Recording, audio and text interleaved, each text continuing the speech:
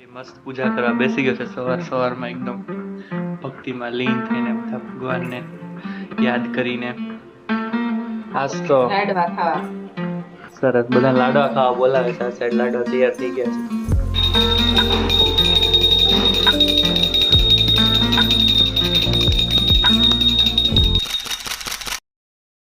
Good morning, જય સ્વામિનારાયણ, જય ભોળાનાથ, જય શ્રી કૃષ્ણ. કેમ છો? એકદમ મોજમાં? તમે અમે પણ એકદમ મોજમાં છીએ.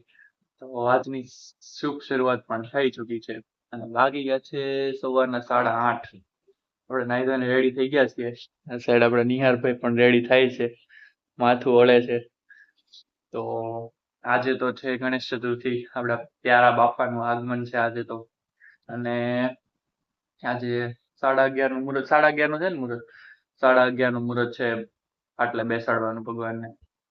તો આજથી 10 દિવસ સુધી તો શેરી ને સોસાયટીમાં ગણપતિ દાદાનું જય જય થશે. નાના છોકરાઓ ઢોલકા લઈ મંડી જ પડશે.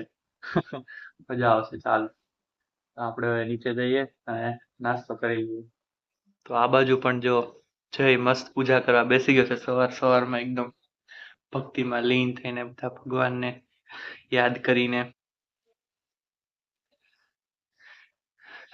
પૂજા પેટી છે, એના તિલક કરવાનો સામાન છે બધો. બધા ભગવાન છે. જય સ્વામિનારાયણ. આજે તો મસ્ત લાડવા બનવાના છે ચૂરમાના. તૈયારી થવા માંડી છે અત્યારથી ગણપતિ દાદાને ધરાવવા. વિભુનમાં મમ્મી બે બનાવવા માંડ્યા છે લાડવા અત્યારમાં.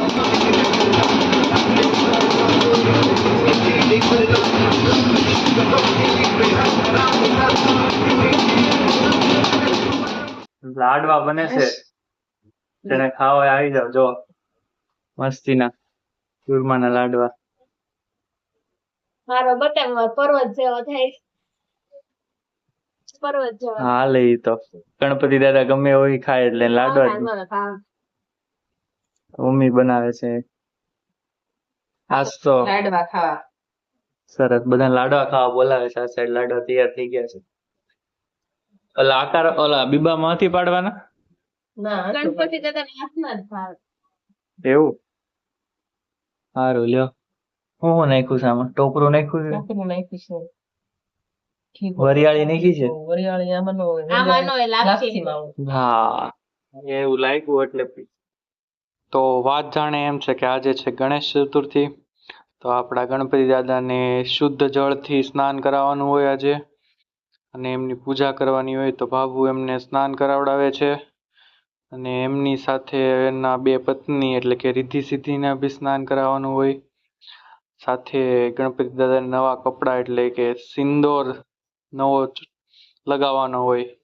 સિંદોર ધારણ કરે ગણપતિ દાદા આપણા હમણાં ગણેશ ચતુર્થીના દિવસે. મસ્ત જો એકદમ નવા કપડાં પહેરીને રેડી થઈ ગયા છે આપણા ગણપતિ દાદા. ને હવે એને મસ્ત રેડી કરે છે ને બાજોઠ ઉપર બેસાડી દીધા છે. ને ગણપતિ દાદાની આરતી ચાલુ થઈ ગઈ છે. હવે આવું આરતી કરે છે. બાજુમાં હું બેઠો છું. મસ્ત થાળ પણ ધરાવી દીધો છે દાદાને લાડવાનો, કારણ કે લાડવા દાદાના સૌથી પ્રિય હોય છે. મસ્ત લાગે છે ને. બાકી એમ જો દાદા એકદમ તેજ જ અલગ છે એમના. ને આપણા બધા ઉપર સદા આશીર્વાદ બનાવી રાખે એવી પ્રાર્થના.